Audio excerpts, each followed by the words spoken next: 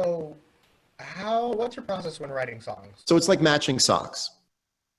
One sock is the music, one sock is the lyric, and not just the lyric, but the lyric and the concept, right? Which is, I guess, still the lyric. Words and music. Music is very easy to come up with. Words are harder to come up with. And coming up with words and music that match each other are very, very difficult. And in fact, it's so difficult that even if, like, I'm writing music these last weeks, I'm just a writer right now. I'm just sitting and writing. And I wrote a really good song 2 weeks ago. What I think is a really like A+ song. And as soon as you're done with the A+ song, you once again know nothing about it. You once again know nothing about writing. At the beginning of every song, you don't know anything. You're a baby, you're an infant. And for me, it is like being reincarnated every time as an infant. What is this song? Is this anything? So it's a very mathematical process, actually, of taking an idea, comparing it against, so taking a musical idea, comparing it with a verbal idea, a lyrical idea. And you keep going and you keep going and you go, that doesn't sound right. And then at some point, you either have written something you sing, or a lot of times I'll just blurt something out. And I'll go, oh, that's a thing. And you just wait. You just wait and wait and wait. So for me, songwriting is I can always play music and I can always write lyrics. But to find the stuff that goes together and really, when the music sounds like the lyrics, and the music and lyrics together sound like the idea, and the music and the lyrics and the idea sound like the singer, then you got a song, you know? And I have been spending I'm gonna let you in, I am a student forever. I've been trying all week. It's Thursday. I've been trying since Monday to write a song. Do you know how many songs I've gone through and ditched? Maybe 8. Maybe 8. And I ditched them because the line that the chorus was supposed to end on wasn't good enough.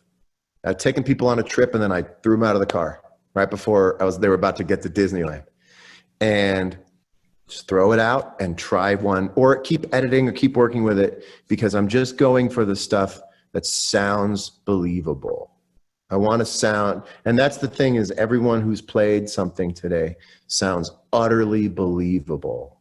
And that's the most important thing. So everyone listening to me, you all sound believable. And that's what it's all about. We all know people who don't sound believable. We know all of it. We don't need to go into it.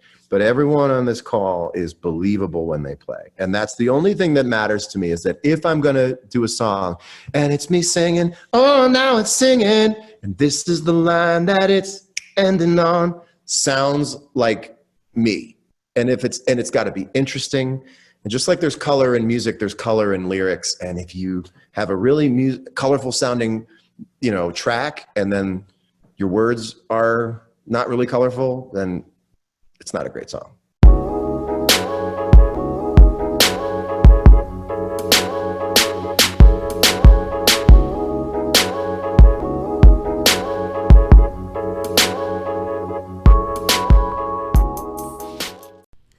All right, peace, y'all. Peace. So in this video, we're going to be talking about backmasking and frequencies. Now, I kind of spoke about this in one of my older videos, but I haven't went into detail exactly on how this process is done, as far as with frequencies and vibrations. Now, some people may not know this, but music has a frequency. All music has a frequency, right? When you're listening to certain music, it can put you in a down state or up state, right? Can make you happy or can make you sad, can make you do things that you normally wouldn't do. But music has capabilities to basically create vibrations within the human body. All right, so the first thing we're going to talk about is frequencies. Okay, now frequencies consist of low vibrations, mid vibrations, and high vibrations. Now I'm going to show you guys a chart here. All right, this is an audio frequency spectrum. All right, now if we notice, a lot of R&B singers today, right, they all sing in monotone. It ain't a question. Oh, it ain't no room for guessing. No more than emotion. Trying to stay focused. You must think I got my body feels better than any man. Alright, right, so that was a list of 3 up-to-date R&B singers that we all know of, and they all sing in low monotones, right? This is a low frequency, all right? So this is why a lot of the R&B songs today is overly sexualized, right? And a lot of the R&B songs today put you in a depressing state. You know, you got rappers now that make sad rap, right? But this is all a part of low frequencies, all right? Now, I'm gonna show you guys how this is actually done, all right, by using each one of these charts here. All right, so we have the audio frequency spectrum here, all right, and then we have the emotional vibration chart, okay? So it's gonna show you on the emotional vibration chart, you see at 20 is at shame, right? That's the lowest point, okay, that our bodies can be at, is shame, right? And then it goes on as guilt and apathy and grief and fear, so on and so forth, right? All the way up until 700 plus, which is the ultimate enlightenment, all right? Having a state of consciousness. Now, I'm going to show you guys how this is actually done, okay, by using music, all right? Because most people don't know that when you use music, okay, this is a way that frequencies can be transferred.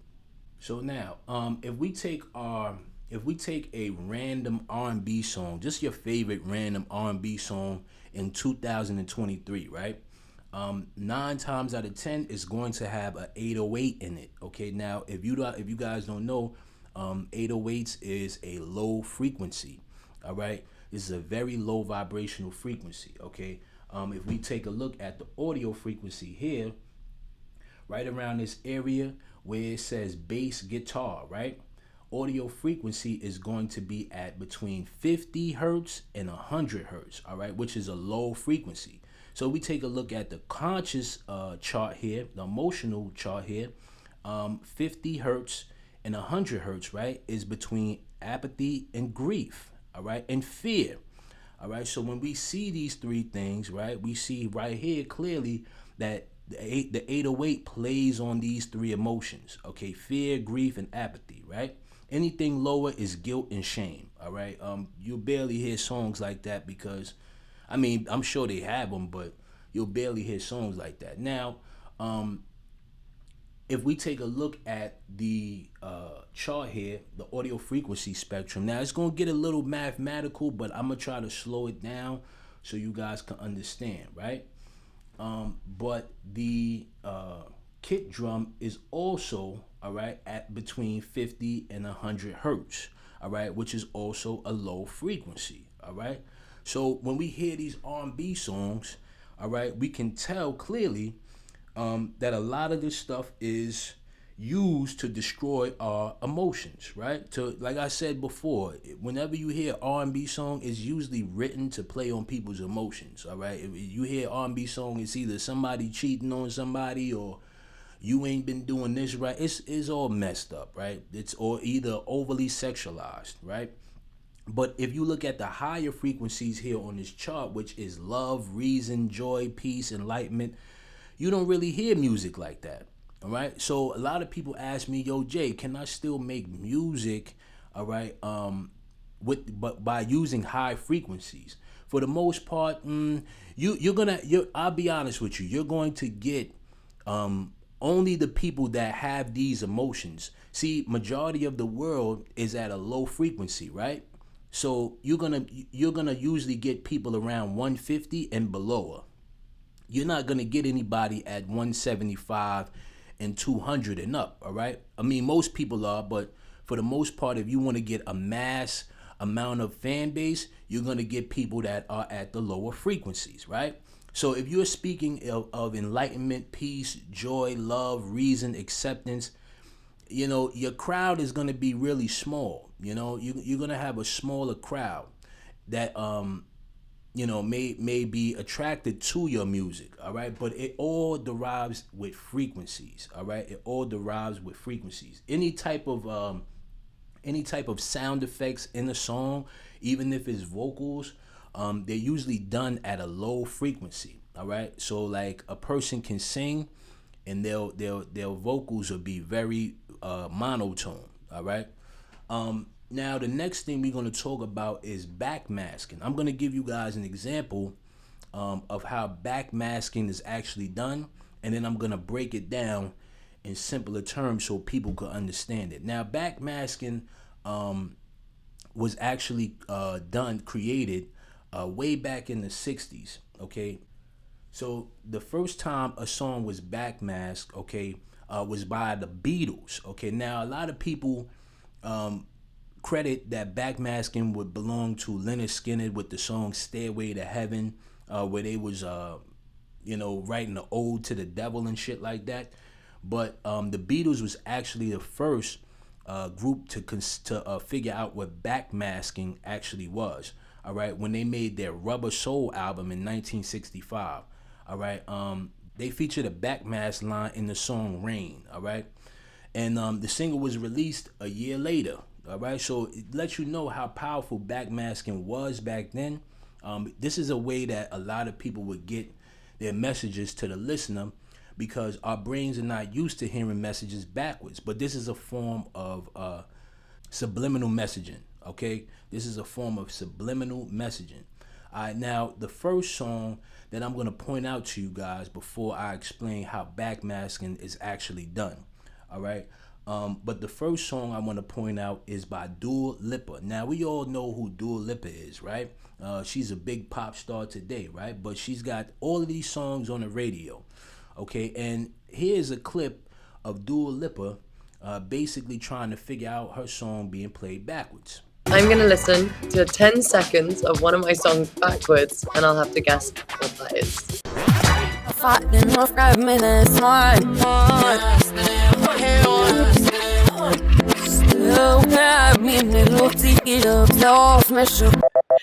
It sounds so weird. I do think it's new rules. Okay, good. Everything, it really did change my life. I think it opened so many doors for me, and I'm so grateful. All right, so as you can see there, right, she knows about this technique, but it's in her nature or her best knowledge to act as if she's oblivious to this technique, right? Because they cannot reveal the secrets. All right, none of these artists can tell you that they're putting subliminal messages in their music, because if they do, then their spot's blown up, right? But we're gonna take a look at the song "Levitating," okay, featuring the Baby. Now I'm gonna play this song backwards. Don't get creeped out. It's just reverse. But I'm gonna play this song backwards, and you're gonna hear something very interesting.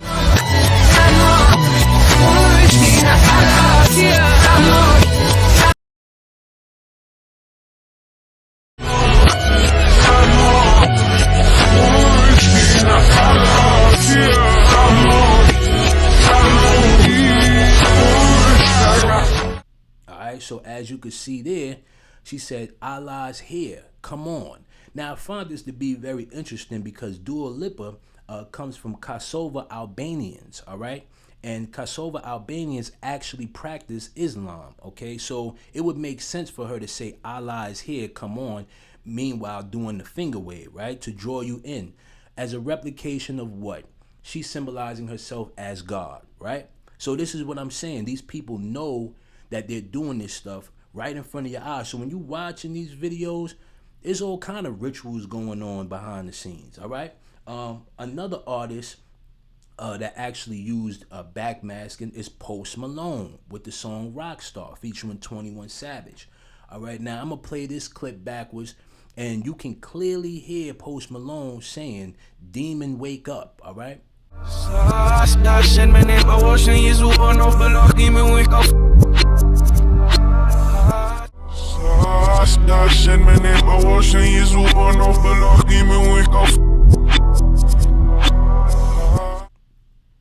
Now, that was a little creepy, all right? But I'm just going to say this. Post Malone is no stranger to this type of stuff, all right? We all know his father has ties in the NFL and things of that nature, so it's not far-fetched that he's an industry plant and basically playing the games that the industry wants him to play, all right? Now, another song I want to talk about is Ariana Grande, okay? Ariana Grande featuring The Weeknd with "Love Me Harder," all right? Now, this is a little creepy because I know that Ariana Grande has admitted, okay, to practicing witchcraft, all right? But this is what I'm saying. These people know what they're doing, all right? They know exactly what they're doing. In the song, you're going to hear her say, help me, hell waits for us, okay? And it's crazy.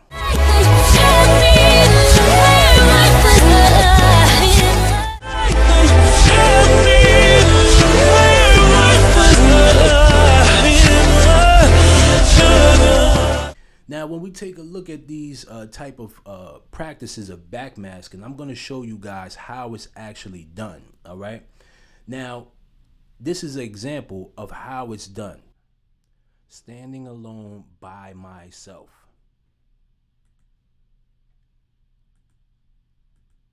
As you can see there, when the song is reversed, okay, all you would basically do is duplicate what is being said in a reverse manner, okay, to its closest capabilities, all right, and then you will be able to deliver that backmasking message, all right. This is how these people write music. When these artists and songwriters write their music, there's usually somebody in the background teaching them about witchcraft, all right. So you guys always got to remember that this is a way that they want to deliver their message. They can do so by doing this, all right? Kendrick Lamar was a prime example when he did the reverse messaging, backmasking messaging on his album Damn, okay? The whole album was reversed, okay? And then in order for you to understand the album, you had to listen to it from the last song all the way to the first song. So there was all kind of weird messages in that album. The duality over the entire album is something that a lot of fans took to maybe mean there was a partner album, or there are a lot of theories that the partner album was the album itself played in reverse. Was that something that you thought about at all? Yeah, definitely. Many of my fans know my albums get real intricate, and there's always details in there. And for the most part, they usually have a good listening ear to figure out what's going on, you know, so. I think like after a week of the album came out, you know, they realized you can listen to the album backwards, and it plays as a full story, and even a better rhythm. You know, it's one of my favorites, rhythms and tempos within the album. So, you know, they're pretty on top of the game, and it's something that we definitely premeditate while we're being in the studio. Okay, so this is what I'm saying. These industry people know exactly how to use these techniques.